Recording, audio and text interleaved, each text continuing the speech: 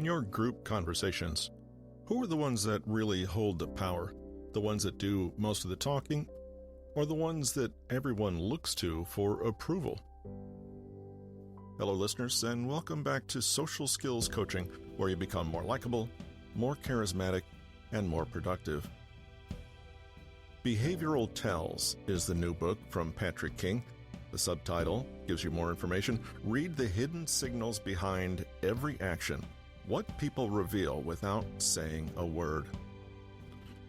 In this episode, Patrick King reveals some very insightful information about eye contact, how to do it appropriately, how long to hold it, when not to hold it. He also brings into conversation how real leaders will never break their gazes when speaking, but might glance away to keep their high status intact. We're also going to talk about the visual dominance ratio, the VDR, as an indicator of power dynamics within groups. We're glad you joined us today.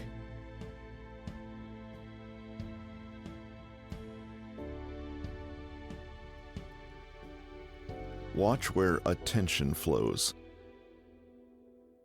There's a persistent misconception out there, and it goes like this. The one who talks the most is the most important. We automatically assume that the loudest, most talkative ones in a group are the most dominant, and the quietest ones are the least central or significant. The truth? It often has nothing to do with talking. Instead, this chapter is all about paying attention to eye contact, where people are looking. Someone may be talking a lot, but are people listening? Someone else may be relatively quiet, but are all the talkers in the group subtly sparring for their approval?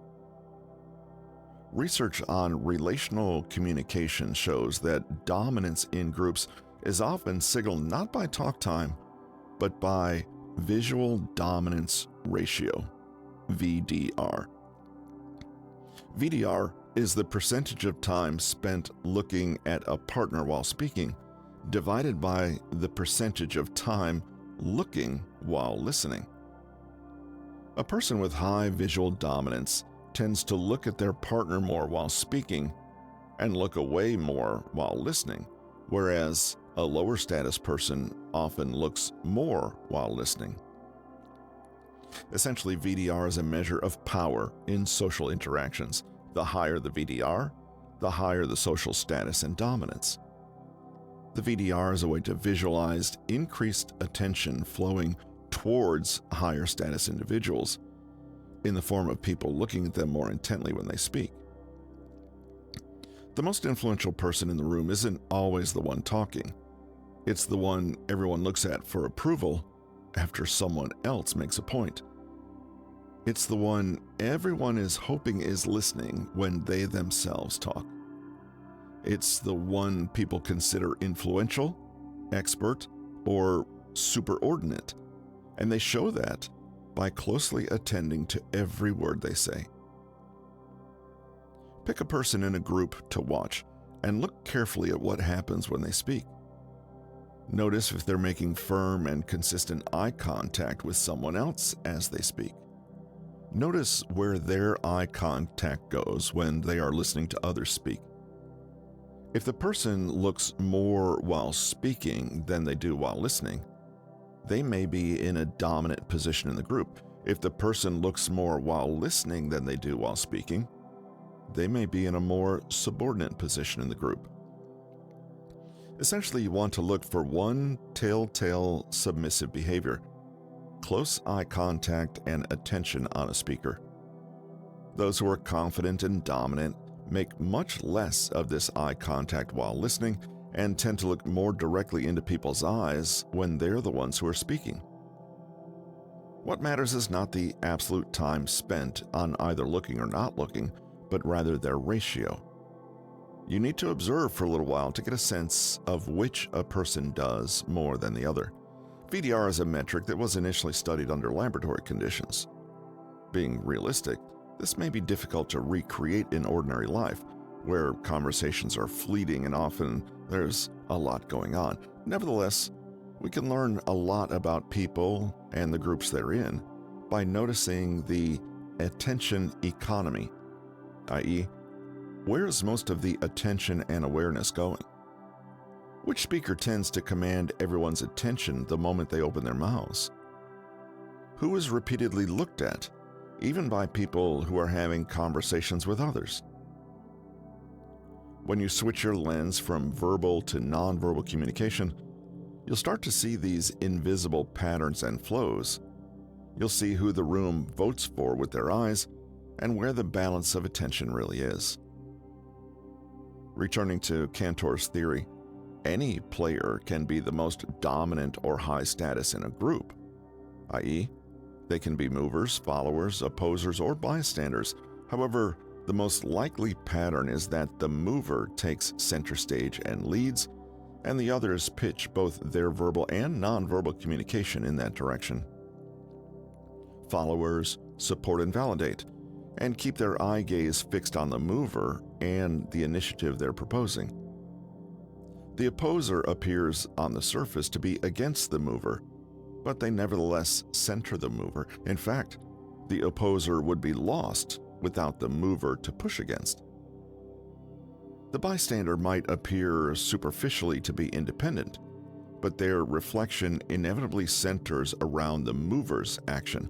The bystanders might share their observations with the group, but look at the mover to subtly seek their recognition and approval. The mover, on the other hand, if they are dominant in the group, will display a subtly different eye contact style. They will talk to each member of the group in turn with full eye contact, but when being spoken to, they may look away while listening, almost as though their own eye contact is turned inwards toward themselves. This is a very subtle gesture of recognition of their own dominance. It's always a surprise the first time you see this nonverbal, inward gaze behavior out in the wild, but once you learn to recognize it, you may start seeing it everywhere. Now, as fascinating as all this is, what can we do with it? Want to understand the dynamic power between two people? Watch their respective eye contact as they listen to each other speak. The one who looks away the most while listening will have the social upper hand in some way. Look at the lines of attention. Imagine invisible arrows and look at where they're pointing.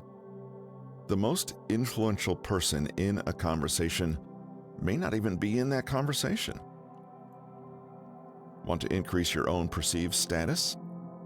Identify the mover and align yourself with their initiative. Or if there isn't a mover, become one for the group. Make a suggestion, lead in some small way, or bring fresh energy into the interaction by sharing something bold or unexpected. Avoid staring intently at people as you listen to them. Sparing and strategic eye contact will be more impactful and will subtly convey that you are not subordinate. Want to resolve conflict, misunderstanding, or tension? Consider that a dysfunctional group may be struggling with power plays or role confusion. Adopt a blend of the bystander and mover roles and gently make observations to shift stalemates. There have been some really good suggestions so far, but why don't we shelve these issues for now and come back to it when we have more information? Remember that if you're seeing a certain kind of imbalance or disruption in a group, you have the option to step away. You can become aware of the attention is flowing, you can direct your own attention as you see fit, and you can also withdraw attention. Understanding group flow. A group is an organism. It's composed of different organs that serve different functions, and it can act and move as a strictly distinct entity from these components. Lavoie and colleagues recently published an article in Academy of Management Review exploring the concept of group flow.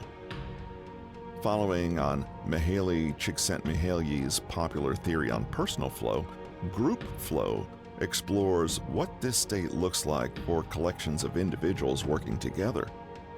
According to Lavoie, a group in flow feels effortless, its movements swift and fluid, reaches a peak of seamless collaboration, has a momentum of its own. Every contribution builds on the previous one, performs effectively at a shared task, shows a synchrony of contributions from each member, creates positive emotions, i.e., feelings of being connected, motivated, and energized. The opposite of flow is group leakage, i.e., a state where interactions feel badly timed, uncoordinated, uneven, awkward, uncomfortable, unproductive, or clumsy. Groups without flow are tense, they're effortful, they lack consensus. The expression, "the whole is greater than the sum of the parts," perfectly describes a well-functioning group in a flow state. The corollary also describes group leakage. A poorly coordinated whole is somehow less than all the parts that go into it. Naturally, the concept of group flow is of interest to team managers and organizational psychologists. Their question would be, how do we create and sustain group flow for maximum performance? But how can we use these insights when it comes to being skilled people readers? How can we use an understanding of the group organism to help us better understand the individuals that make it up? Core idea? Focus on moment-to-moment mini interactions. Pay less attention to outcomes and more to what is unfolding in the present. Lavoie et al. Explains how the magic of flow happens in tiny movements, what he calls microdynamics. Zoom in on these microdynamics. Responsiveness. Does each contribution show genuine engagement of and reaction to the previous one? Is there a real conversational back and forth, or are people just monologuing together? Good flow means people build on one another's contributions. Timing. Look at how the pieces of every conversation emerge relative to one another in time. Are people synchronized dancing, or are they each freestyling to their own song? Unity. Are people increasingly mirroring one another and matching their responses, or is there friction, interruption, or an imbalance in contributions? A group flows when everyone's attentions and efforts are coordinated towards the same goal. Does the group share this single goal, or are there really several smaller fractured groups?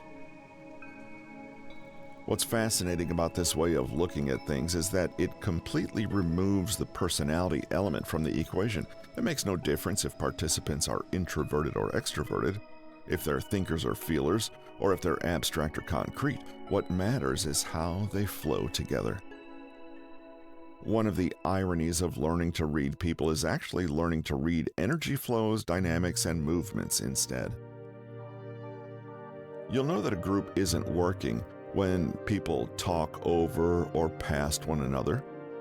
There are long, awkward silences or speech overlaps, or both. Certain ideas are raised only to get quickly dropped or ignored. Why? Because the contributions of each player are failing to connect with one another. The flow is an energetic flow, but it goes beyond how dominant a person is, what they're saying, and how much they're saying it. The mismatch is not between people, it's between people's contributions. Having real social intelligence means looking way beyond personality and egos, especially your own. It means understanding that there is more to a good conversation than just saying something interesting or intelligent. Instead, Lavoie's theory shows us that timing, harmony, balance, and flow are much more important. Pay attention to the group flow, and you'll always know when and how to speak. We can't take responsibility for the character of the whole group, but we can play our part. Make contributions and comments that link to something that came before. Acknowledge and extend what others have shared to build momentum. Watch out for playing too much of the opposer role. Say yes and instead of yes but. Notice when a contribution has been ignored and deliberately pick it up and integrate it. Not only will you create more cohesion, you'll also be doing a favor for the person who made the contribution. Avoid interrupting or talking much faster or slower than others. Pause a moment before responding. Think of conversations as music. There should be a nice flowing interplay between sound and silence. Notice people's body language, tone of voice, language choice, and gestures, then mirror them. This will create feelings of emotional harmony. Practice real listening. Ask thoughtful follow-up questions that don't just reflect but expand on what you've heard. Send the conversational tennis ball back over the net and give the other person something to play with. To avoid disruptions and disconnects, remind yourself to add, not replace. Too many people are in a hurry to one-up one another or jump in with an anecdote they think is related, but really just switches attention back to them. Don't do this. Instead of supporting your own ego, think of yourself as supporting the shared flow of the conversation. It's a team sport. Use body language that signals assent and cohesion. Nod. Verbally affirm what you hear and say things like, as you said, to keep things feeling stitched together. Understanding group dynamics helps you better place yourself within that group. One way to practice this skill is to quietly and politely observe groups from a distance when you yourself are not included. This can be done in any public space, as long as you observe unobtrusively. For 5 minutes, pretend you're an anthropologist and simply observe, looking for flow, friction, and power exchanges. Look at the roles people are playing. Look at how each person is contributing and how those contributions themselves are connecting or not. Learn to see these things, and you'll learn to see people in a far richer, three-dimensional way.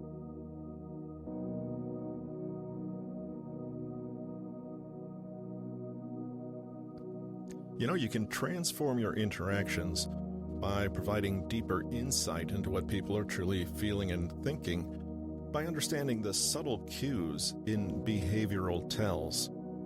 Being aware of these signals, it doesn't only help you navigate social situations, but it's also going to enhance your ability to influence and connect with others on a more meaningful level.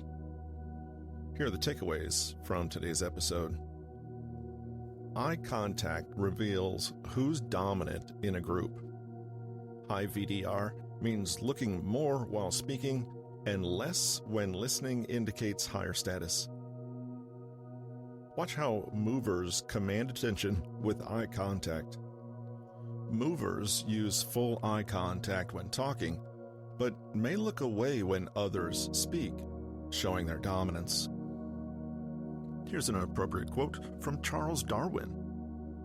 "It is through observation that we gain knowledge about the world, and it is this same process of observation that allows us to understand others."